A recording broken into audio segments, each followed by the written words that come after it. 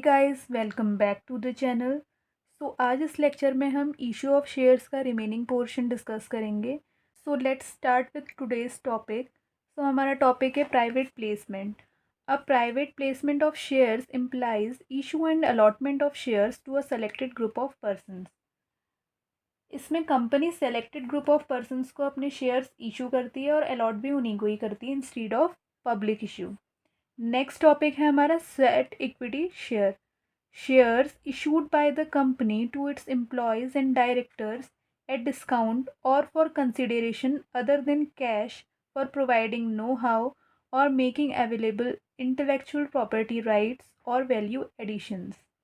अब sweat equity shares क्या कहते हैं? जब कंपनी अपने एम्प्लॉयज़ या डायरेक्टर्स को डिस्काउंट पे शेयर्स इशू करती है और sweat equity shares company employees को टेक्निकल नॉलेज प्रोवाइड करने या इंटेलेक्चुअल प्रॉपर्टी राइट्स के बदले में इशू करती है। ये शेयर कंपनी अपने एम्प्लॉयज़ को अप्रिशिएट करने या मोटिवेट करने के लिए देती है, वो भी डिस्काउंट पे। अब इसकी क्या है, issue of equity share section 54 के जो रूल्स हैं, कंडीशंस हैं, वो क्या होनी चाहिए वो हम देखते हैं। Following conditions must be fulfilled for issuing sweat equity shares. The shares must belong to a class of shares already issued. Sweat equity shares ऐसे शेयर्स के क्लास को बिलोंग करने चाहिए जिनको कंपनी ऑलरेडी इशू कर चुकी है। The issue is authorized by a special resolution passed by the company in the general meeting। Sweat equity share को इशू करने के लिए कंपनी की जनरल मीटिंग में स्पेशल रिजोल्यूशन पास होना चाहिए। नेक्स्ट पॉइंट है, the resolution must specify the number of sweat equity shares to be issued, the current market price consideration if any.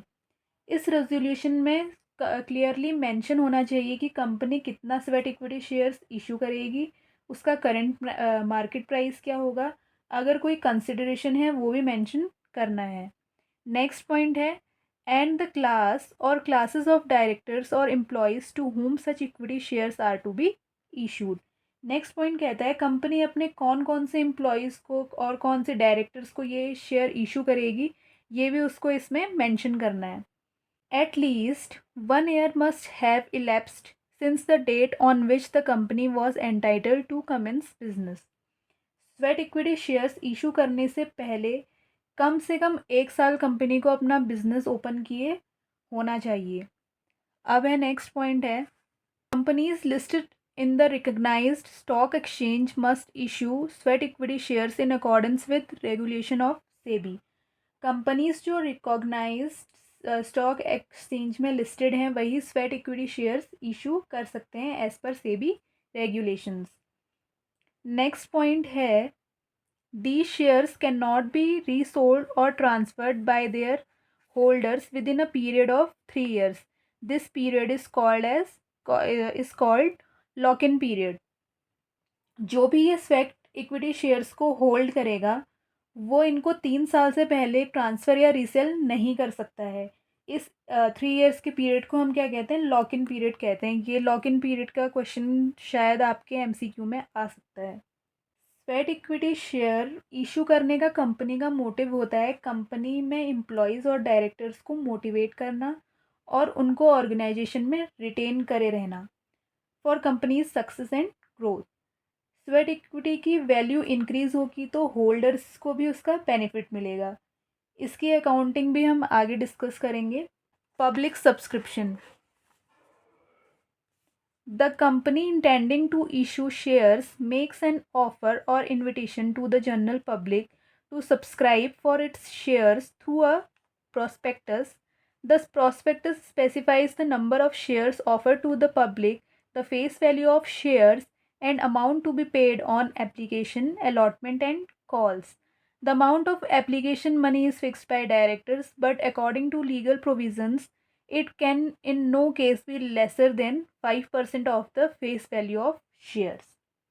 जब कोई कंपनी अपने शेयर्स के थ्रू फाइनेंस रेस करती है तो वो शेयर्स इशू करने के लिए पब्लिक को इनवाइट करती है। अपने शेयर्स परचेज करने के लिए शेयर्स कंपनी प्रॉस्पेक्टस के थ्रू इशू करती है। प्रॉस्पेक्टस में कंपनी कितने शेयर्स पब्लिक को ऑफ़र करेगी, उसकी फेस वैल्यू क्या होगी, और जो भी अमाउंट शेयर्स की एप्लीकेशन अलॉटमेंट या कॉल्स पर उसे देना है वो सब प्रॉस्पेक्टस में मेंशन होता है। एप्लीकेशन पे कंपनी को कितना अमाउंट चाहिए ये कंपनी के डायरेक्टर्स फिक्स करते हैं, बट लीगली एप्लीकेशन का अमाउंट शेयर्स की फेस वैल्यू के 5% से कम नहीं होना चाहिए। कंपनी अपने शेयर्स का सब्सक्रिप्शन जनरली इंस्टॉलमेंट में करती है। जैसे क्या हो गया, इसकी इंस्टॉलमेंट हो जाती है एप्लीकेशन अलॉटमेंट एंड कॉल्स। एक और है interest on calls in arrears 10% per annum, और interest on calls in advance 12% per annum. इससे ज़्यादा हमें इंटरेस्ट नहीं लेना है। इतने इतने अमाउंट से कम हो सकता है, लेकिन इसको एक्सीड नहीं कर सकता है interest on calls in arrears और interest on calls in advance का अमाउंट। अब नेक्स्ट टॉपिक है legal provisions regarding issue of shares. First point है application money in no case be lesser than 5% of the face value of shares issued. जैसा मैंने पहले बताया, application money की value issued share की face value से 5% या इससे ज़्यादा होनी चाहिए।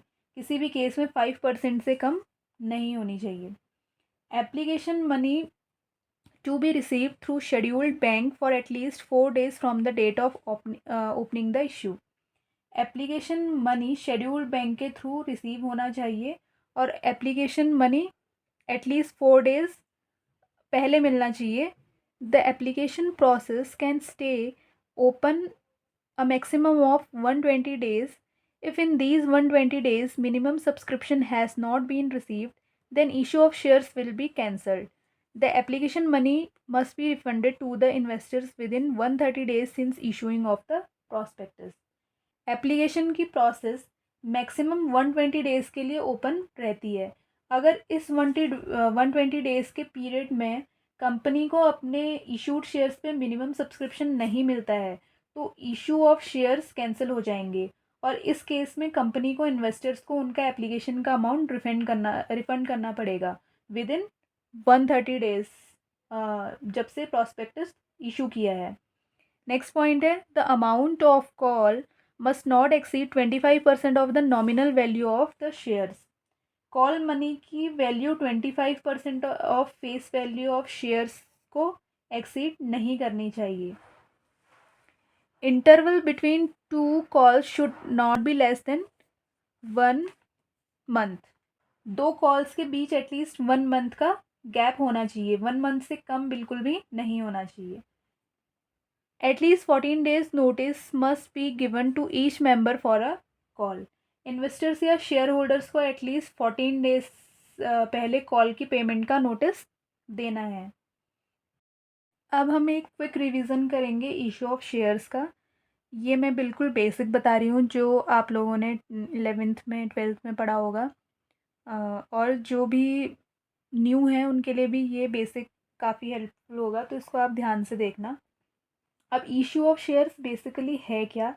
सपोज एक कंपनी है, XYZ नाम की एक कंपनी है, इसको पैसों की ज़रूरत है, अपना बिजनेस की ग्रोथ के लिए इसको पैसों की ज़रूरत है।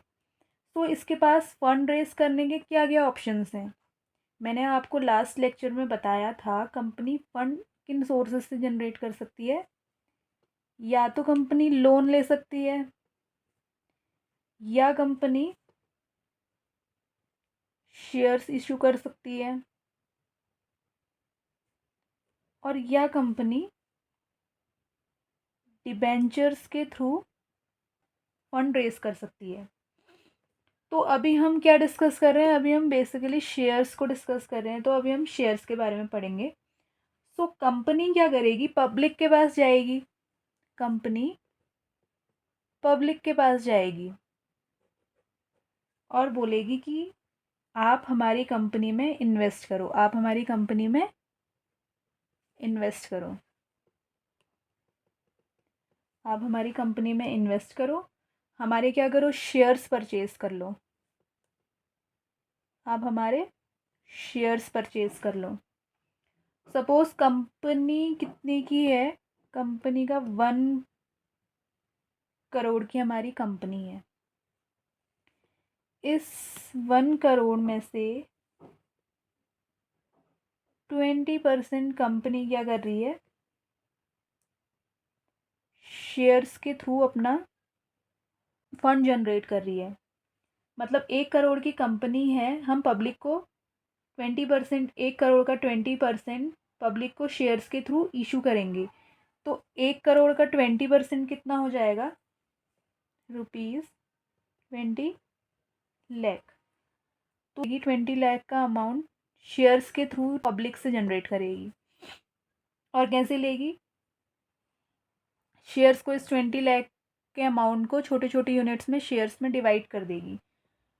कंपनी ये 20 लाख का अमाउंट पब्लिक से लेगी और 20% का प्रॉफिट कंपनी किसको देगी, पब्लिक को देगी। जब वो अब कंपनी अपना ग्रोथ करेगी तो उससे जो उसको प्रॉफिट होगा उसका 20% उसको किसको देना पड़ेगा, पब्लिक को देना पड़ेगा। तो जो भी जनरल पब्लिक अपना अमाउंट कंपनी में इन्वेस्ट करती है उसको कंपनी में अपना शेयर मिल जाता है। शेयर का मतलब क्या है, कंपनी की कैपिटल का पार्ट। मतलब ये कंपनी की कैपिटल है और 20 लाख उसने क्या किया है, शेयर्स, 20 लाख के उसने शेयर्स जनरेट कर दिए हैं। तो इस 20 लाख में कंपनी इसको 20 लाख को छोटे छोटे यूनिट्स में डिवाइड कर देगी, छोटे छोटे यूनिट्स शेयर्स में डिवाइड कर देगी। और यही शेयर्स क्या हैं, इसका पार्ट है।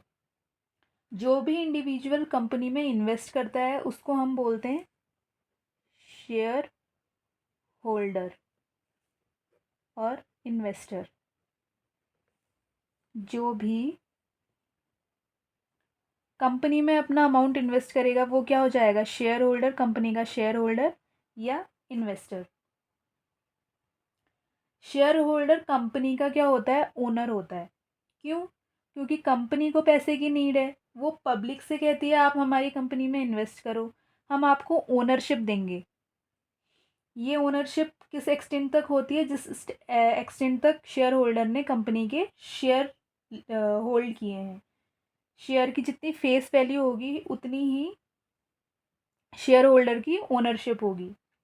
इन शॉर्ट, कंपनी में पैसे लगाने वाली पब्लिक, और यही पब्लिक में क्या है, हमारे शेयर होल्डर्स भी हैं। यही पब्लिक में हमारे शेयर होल्डर्स भी हैं। जो हिस्सा खरीदा है, कब जो हिस्सा खरीद रखा है कंपनी से, वो हो गया हमारा शेयर। जो पैसा कंपनी के पास आएगा वो कंपनी की शेयर कैपिटल। ठीक है, शेयर होल्डर ने जो पैसा कंपनी में लगाया है, जो पैसा कंपनी को दिया है और जो पैसा कंपनी के पास आया है शेयर्स के इशू से, वो क्या हो गई, शेयर कैपिटल हो गई। अब देखो, शेयर कैपिटल हमने वैसे तो डिस्कस करा है लेकिन फिर भी एक बार आप देख लो। शेयर कैपिटल कितने टाइप्स की होती है हमारी, हम मैं बहुत ज़्यादा इन डेप्थ नहीं बता रही हूँ, जो मेन मेन है मैं वो ही डिस्कस करूँगी। एक हो गई हमारी ऑथोराइज्ड कैपिटल, फिर हो गई हमारी इशूड कैपिटल, नेक्स्ट हो गई हमारी सब्सक्राइब्ड कैपिटल। ठीक है, सबसे पहले आ गई हमारी ऑथोराइज्ड कैपिटल। ये कैपिटल क्या होती है, ये कंपनी के मेमोरेंडम ऑफ एसोसिएशन में मेंशन होती है। कंपनी अपनी लाइफ टाइम में कितना कैपिटल रेज करने वाली है, ये इस मेमोरेंडम ऑफ एसोसिएशन में वो मेंशन करती है। सपोज़ मेमोरेंडम ऑफ एसोसिएशन में लिखा है कि कंपनी 20 करोड़ रेज कर सकती है। कितना, 20 करोड़ का अमाउंट रेज कर सकती है। और इसका एक शेयर की कितनी वैल्यू होगी, ₹100। एक शेयर की वैल्यू कितनी है, 100। तो टोटल शेयर्स कितने हो जाएंगे इसके, 20 लाख।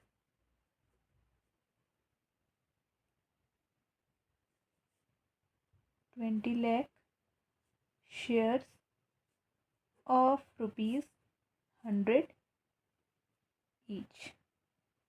ठीक है। अब हो गई इशूड कैपिटल। ये क्या है, हमारा ऑथोराइज कैपिटल का ही पार्ट होती है। आउट ऑफ ऑथोराइज कैपिटल जितना कंपनी पब्लिक को इशू कर रही है, जितना फंड कंपनी को चाहिए। Suppose 5 lakh share of ₹100 each. तो 5 लाख शेयर्स हैं, एक शेयर की वैल्यू कितनी है, 100 है। तो कितना हो गया, ₹5 करोड़। तो कंपनी को कितने करने, 5 लाख शेयर्स इशू करने हैं पब्लिक को। अब सब्सक्राइब्ड कैपिटल क्या है, सब्सक्राइब्ड कैपिटल के भी पार्ट्स हैं। Fully subscribe,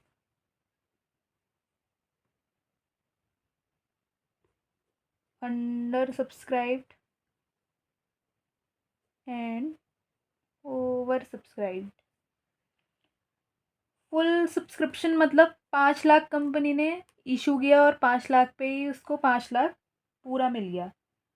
full 5 lakh shares पे पब्लिक ने सब्सक्राइब कर लिया, तो ये क्या हो गया, फुल्ली सब्सक्रिप्शन हो गया।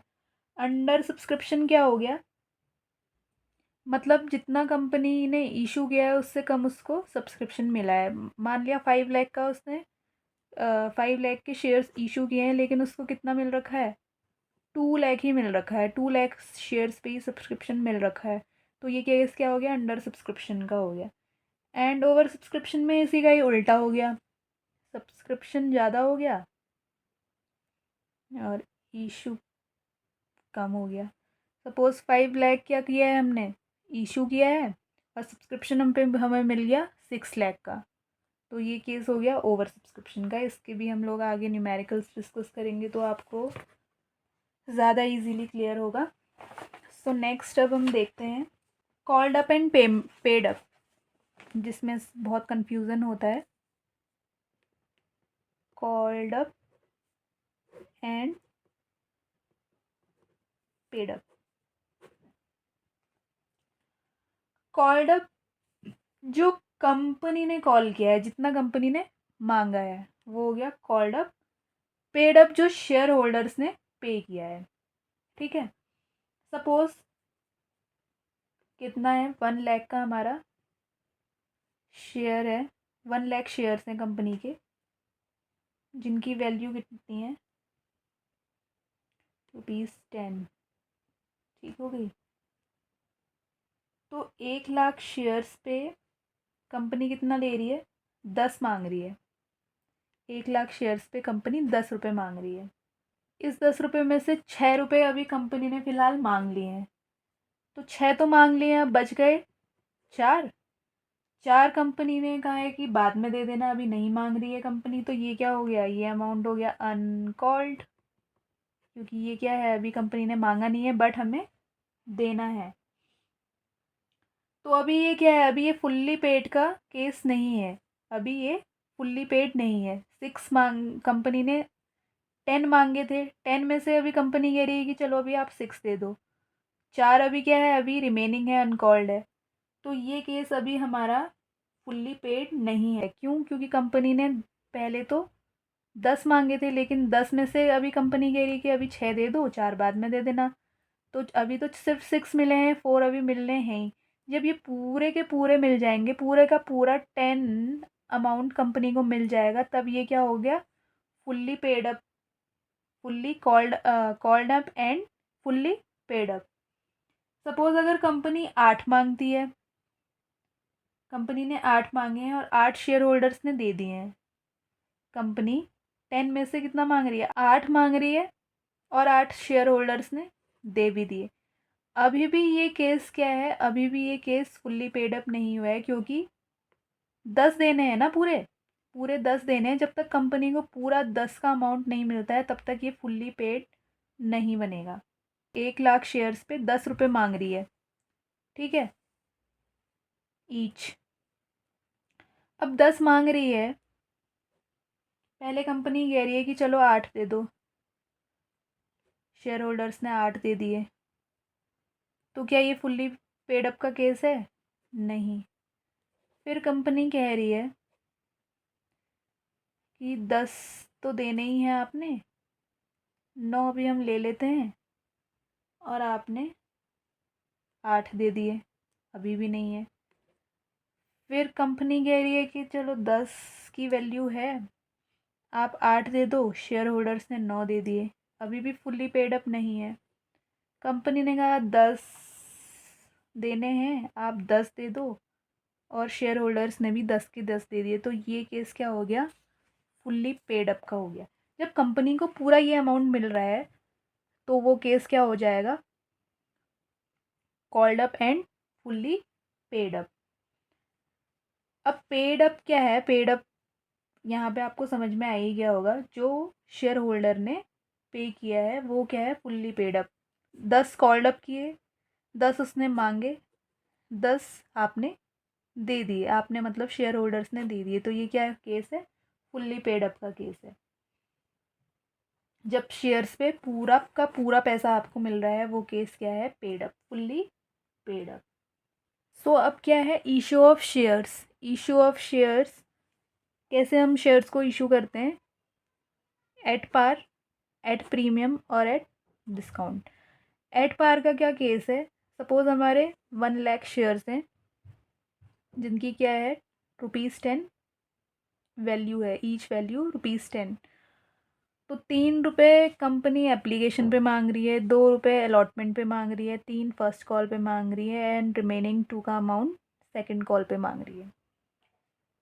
तो जब कंपनी शेयर्स को एक्चुअल फेस वैल्यू पे इशू करती है, जितनी उसकी फेस वैल्यू है, जैसे यहाँ पे 10 रुपीज़ ईच का शेयर है, और फेस वैल्यू पे ही जितनी उसकी वैल्यू है उतने पे ही उसको इशू किया जा रहा है, तो ये केस क्या हो गया? एट पार का। जितनी उसकी फेस वैल्यू है उतने पे ही पब्लिक को हम इशू कर रहे हैं, तो ये एट पार का केस हो गया।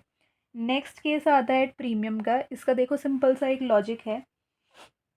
कभी कभी क्या होता है ना, कंपनी की शेयर्स की बहुत ज़्यादा डिमांड होती है, कंपनी इतनी रेप्यूटेड होती है कि पब्लिक वेट करती है कि जैसे ही कंपनी के शेयर्स, कंपनी अपने शेयर्स को इशू करे वैसे ही वो उनको खरीद लें।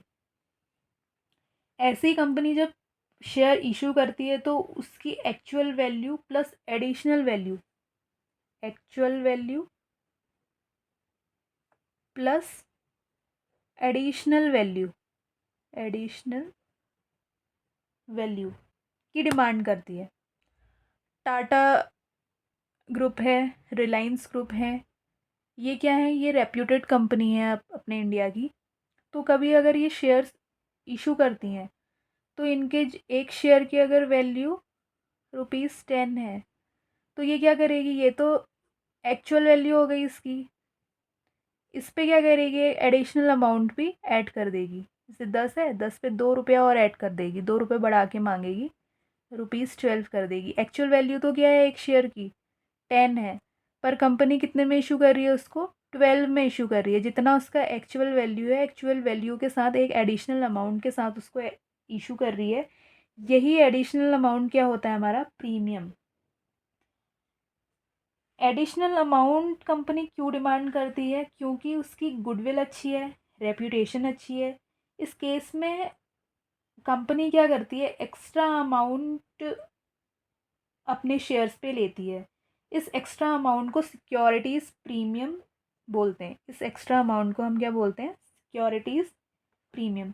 सपोज 1 लाख का शेयर है, 1 लाख का, 1 लाख के शेयर्स हैं, और 1 लाख की शेयर्स की क्या है? ₹10। एक एक शेयर की वैल्यू क्या है? ₹10 है। बट कंपनी उसको कितने में इशू कर रही है? 12 में इशू कर रही है। कैसे? ₹10 प्लस 2, 12 में। ये जो प्रीमियम का मनी है, 2 रुपया है, ये कंपनी कहीं भी ले सकती है। कहीं भी मतलब एप्लीकेशन पे भी मांग सकती है, अलॉटमेंट पे भी मांग सकती है, और कॉल्स पे भी मांग सकती है। बट अगर क्वेश्चन में मेंशन नहीं किया है तो हम हमेशा इसको कहाँ पे शो करते हैं, अलॉटमेंट के साथ शो करते हैं, अलॉटमेंट के साथ इसको कंसिडर करेंगे। नेक्स्ट केस है डिस्काउंट का। पहले कंपनीज जल्दी जल्दी फंड कलेक्ट करने के लिए अपने शेयर को डिस्काउंट पे इशू कर देती थी या फिर सस्ते में दे देती थी। लाइक एक शेयर की वैल्यू ₹10 है, बट कंपनी क्या कर रही है, उसको ₹10 का उसका शेयर से लेकिन 9 पे इशू कर रही है। But now according to companies act 2013, a company cannot issue its shares on discount। अब कंपनीज अपने शेयर्स को डिस्काउंट पे नहीं इशू कर सकती है। या तो कंपनी पार पे करेगी या प्रीमियम पे करेगी। इन दो मेथड का ही यूज़ कर सकती है, लेकिन डिस्काउंट पर नहीं कर सकती है, आइदर एट पार और एट प्रीमियम। बट एक बात और है, डिस्काउंट पे सिर्फ स्वेट इक्विटी शेयर्स इशू कर सकती है। मैंने अभी बोला था ना कि स्वेट इक्विटी शेयर्स क्या करती है, कंपनी अपने डायरेक्टर्स या एम्प्लॉयज़ को जो शेयर्स का वैल्यू है उससे कम रेट पे इशू करती है। तो स्वेट इक्विटी शेयर्स को कंपनी डिस्काउंट पे दे सकती है। बाकी जो नॉर्मल शेयर्स हैं, नॉर्मल शेयर्स को आइदर एट प्रीमियम और एट पार ही दे सकती है। अब हम इसको आगे के जो हमारी क्लासेस हैं, आगे के जो लेक्चर्स हैं, उसमें हम डिस्कस करेंगे इसकी वर्किंग कैसे होगी। ये तो था मेन हमारा शेयर्स का बेसिक पार्ट, कि क्या हमारा पार होता है, क्या प्रीमियम होता है।